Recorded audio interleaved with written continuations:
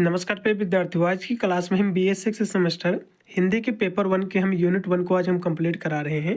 जैसे कि सभी को पता भी होगा, आपका जो फाइनल ईयर होता है जिसमें आपको 5 सेमेस्टर और आपको 6 सेमेस्टर आपको पढ़ना रहता है। तो इसमें प्रत्येक सब्जेक्ट का आपको जो है 2 पेपर आपका देना पड़ता है। तो ये हिंदी का बच्चों ये फर्स्ट आपका पेपर है। इसका जो है मैं यूनिट जो 1 है इसको आज हम कंप्लीट कर रहे हैं। सबसे पहले हम लिखित वाले क्वेश्चनों को देखेंगे, ठीक है। जितने भी इसमें आपके क्वेश्चन हैं उनको हम कराएंगे और बाद में इस यूनिट से बनने वाले जितने भी एमसीक्यू क्वेश्चन हैं उनको भी साथ में हम कराते चलेंगे, क्योंकि यूपी के बहुत सारे विश्वविद्यालय जो कि 6 सेमेस्टर में एमसीक्यू का पेपर कराती हैं, बहुत सारे यूनिवर्सिटी आपका लिखित का पेपर कराती हैं। तो मैं दोनों एक साथ लेके चल रहा हूँ। तो सभी यूनिवर्सिटी वाले बच्चे देखेंगे, सभी विद्यार्थी देखेंगे, चाहे एमसीक्यू का पेपर उनका हो या फिर लिखित का पेपर हो, ठीक है। चलेगा, पेपर आपका बच्चों 1 है। इसमें आपको पढ़ना क्या है? इसमें आपको पढ़ना है भाषा विज्ञान, हिंदी भाषा देवनागरी लिपि पेपर आपका नेम है। इसका सिलेबस मैंने ऑलरेडी डिस्कस कर दिया है, आज ही आपने देखा भी होगा। और इसकी मैंने प्लेलिस्ट ऑलरेडी क्रिएट कर दी है। वीडियो की डिस्क्रिप्शन आपको प्लेलिस्ट का आपको लिंक मिल जाएगा। यदि आप मेरा वीडियो देर से देख रहे हैं तो सारे वीडियो इसमें ऐड होते जाएंगे। आपको वीडियो की डिस्क्रिप्शन आपको जाकर सारी इसकी वीडियो आपको वॉच कर लेना है, ठीक है। चलेगा, न ज़्यादा समय लगाते हुए सीधे आज की क्लास के माध्यम से हम इसका जो यूनिट जो 1 है इसको आज हम कंप्लीट करा रहे हैं। इसमें पढ़ना क्या है बच्चों? यूनिट आपका जो 1 है इसमें आपको पढ़ना है कि भाषा किसे कहते हैं, भाषा की परिभाषा, इसका स्वरूप क्या है, इसके अभिलक्षण क्या है, इसको हम समझेंगे। और इसके बाद जो है भाषा विज्ञान क्या है इसको भी समझेंगे, इसकी परिभाषा, इसके प्रकार, इसकी शाखाएँ, ये सब क्वेश्चन जो है इसमें केवल 2 ही क्वेश्चन आपके बच्चों हैं। केवल भाषा किसे कहते हैं, भाषा विज्ञान क्या है, ये 2 क्वेश्चन हम करा रहे हैं। और इससे बनने वाले जितने भी एमसीक्यू आपके क्वेश्चन हैं वो भी मैं साथ में कराता चलूँगा, ठीक है। लास्ट में हम एमसीक्यू कराएंगे। तो सबसे पहले भाषा क्या है, भाषा की परिभाषा को समझ लीजिए। इसका अर्थ क्या है, इसका परिभाषा क्या है। तो भाषा क्या है? भाषा जो है वह सार्थक और व्यवस्थित जो है माध्यम है। भाषा क्या है? एक सार्थक और एक व्यवस्थित माध्यम है जिसके माध्यम से फिर जिसके द्वारा व्यक्ति जो है अपने विचारों, अपने भावों, अपने अनुभवों को ध्वनियों या फिर जो है शब्दों के माध्यम से दूसरे व्यक्ति से जो है साझा करता है, फिर दूसरे व्यक्ति को जो है बताता है, ठीक है। जैसे कि फॉर एग्जांपल कोई व्यक्ति आपसे बातचीत करता है तो शब्दों के माध्यम से ही तो करता है, किसी जो है घटना के बारे में बताता है। तो भाषा वही चीज़ है। भाषा क्या है? भाषा वह सार्थक और एक व्यवस्थित माध्यम है जिसके द्वारा मनुष्य अपने विचारों, अपने भावों को, अपने जो अनुभव है उसको ध्वनियों के माध्यम से या फिर शब्दों के माध्यम से दूसरे से जो है साझा करता है। इसी को हम भाषा कहते हैं, ठीक है। भाषा जो है संस्कृत के भाष धातु से बना हुआ है जिसका अर्थ होता है कहना या जो है बोलना। मतलब जो है दूसरे व्यक्ति से बोलना या फिर कहना, अपने जो है विचारों के बारे में, अपने भावों के बारे में, अपने अनुभव के बारे में दूसरे व्यक्ति से बात करना, इसी को हम भाषा कहते हैं। बहुत ही सुंदर सी परिभाषा है। भाषा एक सामाजिक, पारंपरिक, यादृच्छिक और ध्वनि प्रतीकों की एक व्यवस्था है। अब यहाँ से बहुत सारे विद्वान हैं जो इसकी परिभाषा को भाषा की अपने अपने शब्दों में बताने का प्रयास किया है। जैसे कि कमता प्रसाद ये लिखते हैं कि भाषा जो है वह साधन है जिसके द्वारा मनुष्य जो विचार होते हैं मनुष्य के, ये दूसरों पर भली भांति प्रकट कर सकता है और दूसरों के विचार आप स्पष्टता समझ सकते हैं। मतलब जो है ये कहते हैं कि भाषा वह है जिससे एक व्यक्ति जो है अपने जीवन के बारे में दूसरे व्यक्ति से बता सकता है और दूसरा व्यक्ति जो है उसके जीवन के बारे में जो घटनाएं हैं, जो विचार हैं उसको सुन सकता है। इसी को हम भाषा कहते हैं, ठीक। इनका भी कहने का मतलब वही है। अगली परिभाषा है सर स्वीट महोदय लिखते हैं, ये कहते हैं कि ध्वन्यात्मक शब्दों द्वारा विचारों को प्रकट करना ही भाषा है, ठीक है। ध्वन्यात्मक मतलब होता है कि शब्दों के माध्यम से अपने विचारों को प्रकट करना, अपने विचारों को दूसरे से बताना, इसी को हम भाषा कहते हैं। अगली परिभाषा है से डॉक्टर भोलानाथ तिवारी जी लिखते हैं, ये कहते हैं कि भाषा उच्चारण, अवयव से उच्चारित पराया यादृच्छिक ध्वनि प्रतीकों की वह व्यवस्था है जिसके द्वारा भाषा समाज के लोग आपस में विचारों का आदान प्रदान करते हैं। मतलब जो है इनका भी कहना मतलब यही है। ये कहते हैं भोलानाथ तिवारी कि भाषा क्या है? भाषा जो है, भाषा के माध्यम से समाज में जो लोग हैं एक दूसरे से जो है जो विचार होते हैं आदान प्रदान करते हैं। मतलब जो है बातचीत करते हैं, बातचीत के माध्यम से जो विचार होते हैं आदान प्रदान उसका होता है, एक्सपोर्ट इंपोर्ट होता है।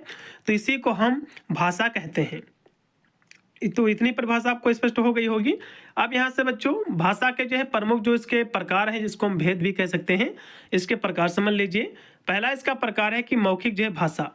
मौखिक भाषा मतलब जो है बोलकर विचारों का आदान प्रदान करना। जैसे कि आपने देखा होगा कि भाषण जब होता है, बातचीत किसी से किया जाता है, इंटरव्यू लिया जाता है, तो इसमें मौखिक उसको हम भाषा कहते हैं। मतलब जो है बोलकर विचारों का आदान प्रदान करना, इसको हम मौखिक भाषा कहते हैं। इसका पहला प्रकार हो गया। दूसरा जो इसका प्रकार है बच्चों लिखित जो है भाषा। हमने देखा होगा जो पत्र वगैरह लिखते हैं, मतलब जो है लिखकर या जो है पढ़कर विचारों को अभिव्यक्त करना, जैसे कि पुस्तकें और जो है पत्र, इसको हम लिखित भाषा कहते हैं। तो ये इनके प्रकार है। तीसरा बच्चों है सांकेतिक भाषा, या जो है इशारों के माध्यम से, संकेतों के माध्यम से, इसके माध्यम से बातचीत करना। आपने देखा होगा बॉडी लैंग्वेज के माध्यम से कोई व्यक्ति जो है किसी से पूछता है, फिर कोई व्यक्ति जब कुछ खाया रहता है मुंह में, तो इस तरह इशारा कर देता है कि इस तरफ जो है व्यक्ति गया हुआ है। तो सांकेतिक इसको हम भाषा कहते हैं। ठीक है, चलिए अब यहाँ से बच्चों भाषा की विशेषता एग्जाम में बन सकता है, तो इसकी विशेषताओं को भी समझ लीजिए। अब देखो यूपी के बहुत सारे विश्वविद्यालय जैसे कि डॉक्टर राम मनोहर लोहिया, वीर बहादुर सिंह पूर्वांचल विश्वविद्यालय, महाराजा सुहेलदेव विश्वविद्यालय आजमगढ़, और भी एक दो यूनिवर्सिटी हैं जो कि लिखित का पेपर अपना कराती हैं, CCCU वगैरह। तो सभी विद्यार्थी लिखित वाले देख ले, और MCQ भी हम सारे क्वेश्चनों के बाद हम रखे हुए हैं, उनको भी हम कराएंगे। ठीक है, तो इसकी विशेषता समझ लीजिए बच्चों। पहली इसकी विशेषता की आर्जित जो है संपत्ति। तो भाषा क्या है बच्चों, भाषा ऐसा तो है नहीं कि बच्चा पैदा हुआ उसको भाषा आती ही बोलनी, तो भाषा जो है आर्जित की जाती है, मतलब जो है सीखी जाती है। ठीक है, या जो है पैतृक संपत्ति नहीं है। दूसरी इसकी विशेषता है सामाजिक प्रक्रिया, तो यह जो है समाज में संवाद और सहयोग का एक माध्यम है। तीसरी इसकी विशेषता है परिवर्तनशील, तो भाषा जो है स्थान और समय के साथ जो है बदलती रहती है। ठीक है, भाषा क्या है, समय और स्थान के साथ बदलती रहती है। फिर है यादृच्छिक, अगली जो इसकी विशेषता है यादृच्छिक, या जो है शब्द और वस्तु के बीच कोई तर्क संगत संबंध नहीं होता है। जैसे कि पानी को पानी क्यों कहते हैं, तो इसका कोई तार्किक कारण नहीं है, या जो परंपरा से जो है चली आ रही है, इसको कहा जाता है। ठीक है, अगली इसकी विशेषता है अनुकरण द्वारा जो है सीखी जाती है। मतलब जो है भाषा क्या है, सीखने की प्रक्रिया में अनुकरण जो है महत्वपूर्ण है। ठीक है, इमिटेशन जो है महत्वपूर्ण है। तो ये थी इनकी विशेषताएं बच्चों। अब यहाँ से भाषा विज्ञान क्या है, अभी मैंने आपको भाषा के बारे में बताया। भाषा क्या है, व्यक्ति जब अपने कोई विचार, अपने जो अनुभव है उसको किसी दूसरे व्यक्ति से जब बताता है, उसी को हम भाषा कहते हैं। अब भाषा विज्ञान जो कि इसमें दो शब्द बच्चों हैं। ठीक है, एक है भाषा, भाषा मतलब लैंग्वेज, विज्ञान मतलब होता है स्टडी, साइंस मतलब अध्ययन। तो भाषा का जो व्यवस्थित अध्ययन है इसी को हम भाषा विज्ञान कहते हैं। सिंपल सी परिभाषा है। इसमें क्या लिखा हुआ है इसको भी देख लीजिए।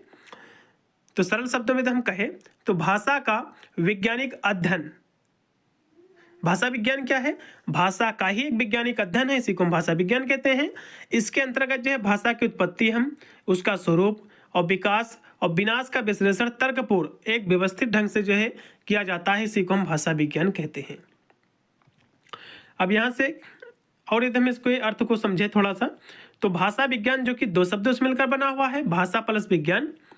तो भाषा क्या है, भाषा भी आपको परिभाषा बताया कि अपने भाव या विचारों की अभिव्यक्ति का माध्यम, मतलब जो है अपने भाव या फिर विचार के अनुभव को दूसरे व्यक्ति से कहना, इसको भाषा कहते हैं। विज्ञान क्या है, विज्ञान जो है किसी विषय का सुव्यवस्थित और विशिष्ट ज्ञान, अतः जो है भाषा की संरचना जिसमें ध्वनि, शब्द, वाक्य और इसके कार्यों का जो शास्त्र है उसको वैज्ञानिक पद्धति से जब उसका अध्ययन किया जाता है तो उसी को हम भाषा विज्ञान कहते हैं। ठीक है, इतनी सी परिभाषा आपको लिखना है। अब यहाँ से और भी इसकी परिभाषाएं लिखी हुई हैं कुछ विद्वानों के माध्यम से, इसको भी समझ लीजिए। जैसे कि पहली जो परिभाषा है कि भाषा की उत्पत्ति, स्वरूप, विकास आदि का वैज्ञानिक और विश्लेषणात्मक अध्ययन प्रस्तुत करने वाला विज्ञान ही भाषा विज्ञान कहलाता है। ये भी परिभाषा एकदम स्पष्ट है। तो वस्तुतः जो है भाषा का विशिष्ट ज्ञान देने वाला विज्ञान ही भाषा विज्ञान है। बहुत ही जो है सिंपल सी परिभाषा है कि भाषा का जो विशिष्ट ज्ञान है, मतलब भाषा का जो ज्ञान है, तो जैसे कि भाषा ज्ञान कैसा है, तो भाषा में आपके वाबेल जैसे कि होता है, आपके कह सकते हो व्यंजन होते हैं।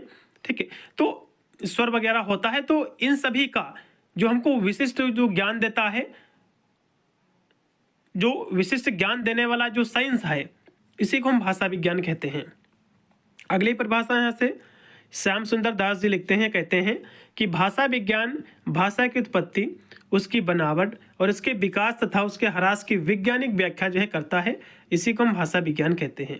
अगली परिभाषा बच्चों डॉक्टर भोलानाथ तिवारी जी लिखते हैं, ये कहते हैं कि जिस विज्ञान के अंतर्गत ऐतिहासिक तुलनात्मक अध्ययन के सहारे भाषा की उत्पत्ति, उसके जो है गठन, उसकी प्रकृति एवं विकास आदि की समयक व्याख्या पर जो है करते हुए इन सभी के विषय के सिद्धांतों का निर्धारण हो, उसे हम भाषा विज्ञान कहते हैं।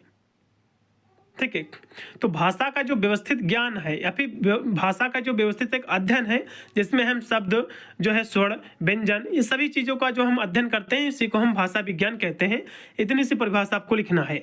अब यहाँ से भाषा विज्ञान की शाखाएं एग्जाम में पूछ सकता है, तो इसकी बहुत सारी शाखाएं हैं, जैसे कि वर्णनात्मक जो है भाषा विज्ञान, तुलनात्मक भाषा विज्ञान, ऐतिहासिक भाषा विज्ञान, जो है विश्लेषणात्मक भाषा विज्ञान, समाज भाषा विज्ञान, व्यवहारिक भाषा विज्ञान, ये सब क्या है, इसकी प्रमुख शाखाएं हैं।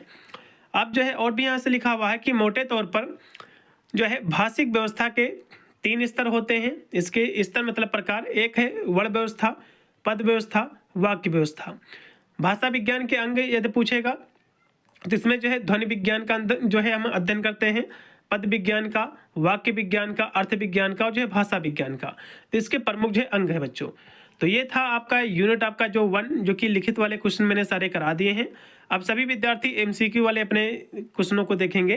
पहला इसका क्वेश्चन देखिएगा बच्चों। पहला जो क्वेश्चन इसमें है कि भाषा शब्द संस्कृत के किस धातु से बना हुआ है। तो अभी मैंने आपको बताया थी कि भाष धातु से बना हुआ है। इसमें का राइट आपका होगा पहला। फिर आपका कि भाष जो शब्द है, इसका अर्थ क्या होता है, तो व्यक्ति की वाणी होती है, कहना या बोलना, व्यक्ति का कहना या बोलना, उसी को हम व्यक्ति की वाणी कहते हैं, वही होता है भाष शब्द का अर्थ। अगली परिभाषा जो क्वेश्चन आपका दिया हुआ है, ये जो परिभाषा है कि भाषा वह साधन है जिसके द्वारा मनुष्य अपने विचार को जो है दूसरे पर भली भांति प्रकट कर सकता है और दूसरों के विचार पर अस्पष्टता जो है समझ सकता है दूसरे के विचारों को। तो ये भाषा की जो परिभाषा है, ये भैया कमता प्रसाद गुरु ने दिया है। ये अभी मैंने आपको परिभाषा शुरुआत में कराई है, वही परिभाषा है। अगली जो क्वेश्चन इसमें आपका दिया हुआ है, अगला 4 नंबर क्वेश्चन है कि भाषा की कौन सी विशेषता नहीं है, आपको बताना है। ठीक है, तो भाषा की कौन सी विशेषता नहीं है। ठीक है, तो इसमें जैसे दिया हुआ है कि भाषा जो है सामाजिक संपत्ति है, बिल्कुल है। भाषा जो है परिवर्तनशील है, भाषा जो है अर्जित की जाती है, भाषा जो है परिवर्तनशील है। तो इसमें जो क्वेश्चन आपका 2 बार दिया हुआ है कि भाषा जो है परिवर्तनशील है, तो यहाँ से भी जो है परिवर्तनशील दिया हुआ है, तो इसमें थोड़ा सा जो है गलत दिया हुआ है। इसमें भाषा जो है परिवर्तनशील है, ठीक है, लेकिन भाषा अपरिवर्तनशील है, तो ये थोड़ा सा गलत। इसमें चौथा ऑप्शन अपरिवर्तनशील होना चाहिए, इसमें का चौथा। अगला देखिएगा 5 नंबर क्वेश्चन है कि भाषा की विशेषता क्या है बच्चों। भाषा की विशेषता होता है कि भाषा भाव संप्रेषण का एक माध्यम है, इसमें का पहला। ठीक है, अगला क्वेश्चन देखिएगा 6 नंबर क्वेश्चन है कि भाषा के संबंध में 2 कथन दिए जा रहे हैं, तो कौन सा कथन बच्चों वो हैं, आपको बताना है। तो इसमें जो है जो 2 कथन हैं कौन से हैं, तो इसमें कथन जो आपका पहला है, ये दोनों सही हैं। जैसे कि भाषा जो है परंपरागत वस्तु है, बिल्कुल है। भाषा अर्जित की जाती है, सीखी जाती है, बिल्कुल, ये दोनों ऑप्शन सही हैं। इसलिए इसमें का चौथा ऑप्शन सही होगा, कावा खा, दोनों इसमें के सही है। अगला क्वेश्चन भी आपका है 7 नंबर है कि भाषा के संबंध में कौन सा कथन गलत है, आपको बताना। देखो बच्चों, भाषा अपरिवर्तनशील है तो ये गलत है, क्योंकि भाषा अपरिवर्तनशील नहीं है, भाषा परिवर्तन हो जाता है। ऐसा तो नहीं है भाषा बदलती नहीं है, तो भाषा परिवर्तनशील है, तो ये जो है ऑप्शन केवल गलत है बच्चों, और सभी इसमें का सही है। फिर आपका 8 नंबर क्वेश्चन है, इसमें से सही कथन आपको बताना है कि भाषा जो है, पहला ऑप्शन दिया कि भाषा गैर परंपरागत वस्तु है, नहीं, भाषा जो है परंपरागत वस्तु है, गैर परंपरागत वस्तु नहीं है। फिर है भाषा जो है सतत प्रवाहमान है, बिल्कुल, दूसरा केवल इसमें का राइट है। फिर आपका 9 नंबर क्वेश्चन है कि भाषा को या आच्छादित, रूढ़, उच्चारित संकेत की प्रणाली जो है कहा है, तो आज जो है आचार्य देवेंद्र नाथ शर्मा जी ने कहा है, इसमें का चौथा है। फिर है 10 नंबर क्वेश्चन है, भाषा की जो सार्थक इकाई है वो क्या है, वाक्य है, इसमें का दूसरा है। अगला क्वेश्चन फिर देखिएगा 11 नंबर है कि मोटे तौर पर भाषिक व्यवस्था के कितने चरण हैं बच्चों? तो 3 चरण है, अभी मैंने आपको कराए। फिर आपका है 12 नंबर क्वेश्चन है कि निम्न में से कौन सा कथन जो है गलत है, आपको बताना है। ठीक है, तो भाषा एक व्यवस्था है, तो ये कथन बच्चों पूर्णतः सत्य है। वाक्य से छोटी इकाई जो है उपवाक्य है, बिल्कुल। और जो है तीसरा ऑप्शन है कि पदबंध वाक्य से जो है बड़ी इकाई है, नहीं, गलत है, ये छोटी इकाई है। इसमें का तीसरा जो है गलत होगा। अगला क्वेश्चन देखिएगा कि भाषिक व्यवस्था का स्तर नहीं है, तो कौन सा इसका स्तर नहीं है? देखो, भाषिक व्यवस्था के जो स्तर मैंने आपको बताए थे, वर्ण व्यवस्था, पद व्यवस्था, वाक्य व्यवस्था, लेकिन शब्दार्थ व्यवस्था इसका कोई भी स्तर नहीं है। इसमें का चौथा। अगला क्वेश्चन भी आपका है 14 नंबर है, हिंदी भाषा की कितनी जो है उपभाषाएं हैं? तो 5 उपभाषाएं हैं। अगला क्वेश्चन देखिएगा 15 नंबर है कि मानक भाषा के संबंध में कौन सा कथन गलत है, आपको बताना है। ठीक है, तो कौन सा कथन गलत है बच्चों? तो मानकीकरण स्थिर प्रक्रिया, ये गलत है और सभी इसमें का सही है। फिर देखिएगा कि भाषा के संबंध में गलत कौन सा कथन है, आपको बताना है। ठीक है, तो भाषा एक व्यवस्था भी है, भाषा अर्जित की जाती है और अक्षर से जो छोटी ध्वनि इकाई है, बिल्कुल। उपवाक्य वाक्य से बड़ी इकाई है, नहीं, छोटी इकाई। इसमें का चौथा लगाओ, ये गलत है। 17 नंबर पे आपका क्वेश्चन है कि हिंदी व्याकरण रचना है, तो हिंदी व्याकरण किसकी रचना है बच्चों? तो कहोगे कामता प्रसाद गुरु की रचना, इसमें का पहला है। फिर आपका है 18 नंबर क्वेश्चन है, कामता प्रसाद गुरु के हिंदी व्याकरण पुस्तक का प्रकाशन हुआ था, तो काशी नगरी प्रचारी सभा के द्वारा। इसमें का दूसरा ऑप्शन पूर्णतः राइट है। अगला क्वेश्चन भी आपका है दिया हुआ है 19 नंबर क्वेश्चन है बच्चों। इसमें कह रहा है कि कौन सा जो है सम्मेलन सही नहीं है, आपको बताना है। ठीक है, तो इसमें जो आपका दिया हुआ है कि आधुनिक हिंदी व्याकरण, तो ये जो है भोलानाथ तिवारी के द्वारा जो है नहीं जो है लिखा गया है। ठीक है, तो इसमें का जो राइट आपका हो जाएगा, इसमें का चौथा ऑप्शन। और सभी इसमें के पूछ सकता है, जैसे कि हिंदी शब्द अनुशासन, ये जो है किशोरी दास वाजपेयी के द्वारा लिखा गया है। हिंदी व्याकरण कामता प्रसाद गुरु के द्वारा। हिंदी व्याकरण हरदेव बाहरी के द्वारा लिखा गया है। अगला ऑप्शन देखिएगा 20 नंबर है कि आधुनिक हिंदी व्याकरण पुस्तक के लेखक कौन है? तो कहोगे वासुदेव नंदन जो है प्रसाद जी। देखो, आधुनिक हिंदी व्याकरण की पुस्तक जो कि यहाँ से भोलानाथ तिवारी दिए हैं, तो ये गलत था। इस पुस्तक के लेखक कौन है बच्चों? वासुदेव नंदन प्रसाद जी है, ये बिंदु आपको याद रखना है। अगला देखिएगा 21 नंबर क्वेश्चन है कि हिंदी शब्द अनुशासन पुस्तक के लेखक कौन है? तो किशोरी दास वाजपेयी जी हैं, इसमें का दूसरा है। फिर है भारतीय भाषा परिवार को कौन से नाम से नहीं जो है जानतो इंडो जर्मनी, तो भारत नेपाल परिवार, इसमें का लगाइएगा, हाँ, इसमें का आप लगाइएगा तीसरा ऑप्शन चलेगा। अगला देखिएगा 23 नंबर है कि भारतीय भाषा परिवार की कितनी जो है शाखाएं हैं? तो कहोगे 10 हैं। फिर है कि ध्वनि के आधार पर भारतीय परिवार की 10 शाखाओं को कितने जो है वर्गों में बांटा गया है? तो 2 वर्गों में। अगला फिर आपका कि भारतीय आर्य भाषा को कितने भागों में बांटा गया? तो 3 भागों में, इसको पहला है।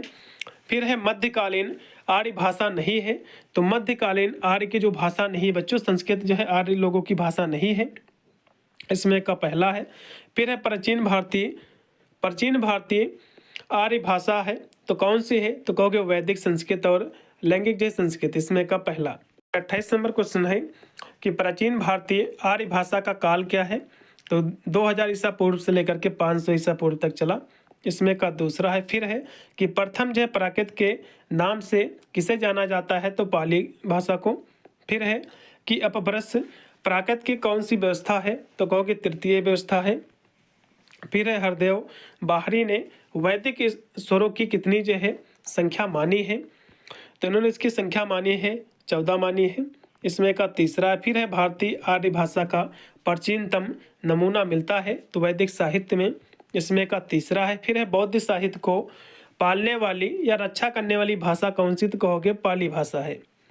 फिर है कि प्राकृत प्रकाश के रचनाकार कौन है? आपको बताना है, तो ये जो है वर रुचि जी हैं, इसमें का सी। फिर है नाट्य शास्त्र के रचनाकार कौन है? भरत मुनि जी हैं, ये क्वेश्चन आपके एग्जाम में बनेगा। फिर है कि प्राकृत का जो है प्राणी कहा जाता है, तो हेमचंद जी को, इसमें का दूसरा। फिर है कि ग्रामीण भाषा, देसी भाषा, अभीरों की भाषा के नाम से किसे जाना जाता है? तो अपभ्रंश भाषा को। इसमें का तीसरा। फिर है अपभ्रंश भाषा का सर्वप्रथम प्रमाणिक प्रयोग मिलता है तो महाभाष्य में, इसमें का तीसरा। फिर है अपभ्रंश का प्राचीनतम उदाहरण मिलता है तो नाट्यशास्त्र में मिलता है, इसमें का पहला है। अपभ्रंश का प्रथम संबंध काव्य लिखा है तो धनपाल जी ने, इसमें का पहला है। फिर है अवहट्ट भाषा अपभ्रंश और पुरानी हिंदी के बीच की कड़ी है। ये जो है कथन किसका है तो राहुल शंकरत्यान जी का कथन है ये। फिर है अवहट्ट शब्द का प्रयोग सर्वप्रथम किसने जो है, इसका प्रयोग किसमें मिलता है, इसका प्रयोग तो इसका प्रयोग जो है वर्ण रत्नाकर में मिलता है, इसमें का दूसरा है। फिर है कि विद्यापति ने कीर्तिलता की भाषा को माना है, अवहट्ठ माना है, इसमें का चौथा है। अपभ्रंश और अवहट्ठ को एक ही भाषा माना है तो भोलानाथ तिवारी जी ने एक ही इसको भाषा माना है। फिर है परवर्ती अपभ्रंश को पुरानी हिंदी कहा है तो चंद्रधर शर्मा गुलेरी जी ने। फिर है प्रारंभिक हिंदी का निखरा रूप मिलता है तो नाथौर जो है जोगियों की वाणी में, इसमें का तीसरा। फिर है 47 नंबर क्वेश्चन है कि प्रारंभिक खड़ी बोली के नमूने मिलते हैं तो किसमें मिलते हैं तो अमीर खुसरो के साहित्य में, इसमें का दूसरा। फिर है आधुनिक आर्य भाषाओं का विकास हुआ है तो अपभ्रंश भाषा से, इसमें का तीसरा है। फिर है सर्वप्रथम आधुनिक आर्य भाषाओं का वर्गीकरण किया है तो हर्नले ने किया है, इसमें का तीसरा। फिर है कि भाषा जो है, भाषा विज्ञान वह विज्ञान है जिसमें मानव प्रयुक्त वाक्य व्यक्ति वाक्य का पूर्णतः वैज्ञानिक अध्ययन किया जाता है तो ये स्टेटमेंट बच्चों डॉक्टर कर्ण सिंह का है, इसमें का चौथा है। फिर है भाषा विज्ञान उस जो है शास्त्र को कहते हैं जिसमें भाषा मात्र के भिन्न भिन्न अंगों और स्वरूपों का विवेचन निरूपण जो है किया जाता है तो ये स्टेटमेंट श्याम सुंदर दास जी का है, यह भाषा विज्ञान की परिभाषा है। फिर है भाषा के वैज्ञानिक विश्लेषण या क्रमबद्ध अध्ययन को कहते हैं भाषा, तो ये जो भाषा के वैज्ञानिक और विश्लेषण क्रमबद्ध अध्ययन को हम भाषा विज्ञान कहते हैं, ठीक है। इसमें का तीसरा फिर देखिएगा भाषा विज्ञान का अभिप्राय भाषा का विश्लेषण करके उसका दिग्दर्शन करना है, ये स्टेटमेंट जो है बाबूराम सक्सेना जी का है। अगला क्वेश्चन भी आपका कि भाषा विज्ञान वह विज्ञान है जिसमें भाषा का सविंगण जो है विवेचनात्मक अध्ययन जो है प्रस्तुत किया जाता है, ये स्टेटमेंट जो है डॉक्टर कपिल देव द्विवेदी जी का है। अगला क्वेश्चन भी आपका कि भाषा विज्ञान के प्रमुख अंग हैं तो इसके 4 अंग है बच्चों, इसमें का दूसरा है। फिर भाषा विज्ञान का अंग नहीं है तो इसमें जो है शब्दार्थ विज्ञान नहीं है, ठीक है, इसमें का तीसरा। फिर है भाषा विज्ञान का कार्य नहीं है तो कौन सा कार्य भाषा विज्ञान का नहीं आपको बताना, तो इसमें का तीसरा राइट होगा भाषा विज्ञान भाषा की विकास यात्रा का संक्षिप्त विवरण प्रस्तुत करता है, तो ये जो है संक्षिप्त नहीं व्यापक विवरण प्रस्तुत करता है बच्चों, ये गलत हो जाएगा और सभी इसमें का सही है। फिर है भाषा विज्ञान के जनक बच्चों कौन आपको बताना है, भाषा विज्ञान के जनक कौन है बच्चों, तो इसमें का पहला राइट हो जाएगा फर्डिनांड द सस्योर है, इसमें का पहला। अगला ऑप्शन भी आपका कि भाषा विज्ञान के अध्येता को कहते हैं, उसको हम भाषा विज्ञानी कहते हैं। अगला भी आपका कि भाषा विज्ञान की मुख्य शाखाएं हैं तो इसकी 3 शाखाएं हैं। फिर है भाषा विज्ञान की कौन सी शाखा नहीं है बच्चों, तो देखो वर्णनात्मक ऐतिहासिक तुलनात्मक इसकी शाखा है लेकिन प्राकृतिक इसकी शाखा नहीं है। फिर है 2 या 2 से अधिक भाषाओं का तुलनात्मक अध्ययन भाषा की किस शाखा में किया जाता है बच्चों, तो इसका अध्ययन जो हम करते हैं तुलनात्मक जो शाखा में करते हैं, इसमें का तीसरा। अगला क्वेश्चन देखिएगा कि पद विज्ञान को अन्य किस नाम से जाना जाता है, तो इसको हम रूप विज्ञान के नाम से जानते हैं, इसमें का पहला है।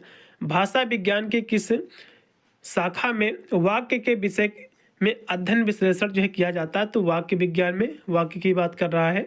फिर है कि धातु उपसर्ग प्रत्यय पर विचार किया जाता है तो पद विज्ञान में, इसमें का दूसरा। फिर देखिएगा भाई इतने ही बच्चों आपके क्वेश्चन थे, 65 आपके क्वेश्चन हो चुके हैं। तो फर्स्ट आपके यूनिट थे 65 आपके क्वेश्चन हैं जो कि मैंने आपको करा दिए हैं।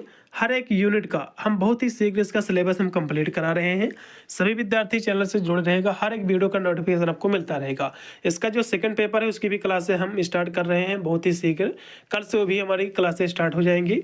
अन्य जितने भी सब्जेक्ट आपके बच्चे हुए सारी क्लासें हम इसी जो है मार्च तक हम पूरा सिलेबस आपका कंप्लीट करा देंगे। आप सभी लोग चैनल से जुड़े रहिएगा और हर एक वीडियो का नोटिफिकेशन आपको मिलता रहेगा और फ्री में क्लास है, आप ज्वाइन करके अपने एग्जाम में आप अच्छे से अच्छे नंबर जो है प्राप्त कर सकते हैं। मिलता है वीडियो के लिए, तब तक सभी को thank for watching this video.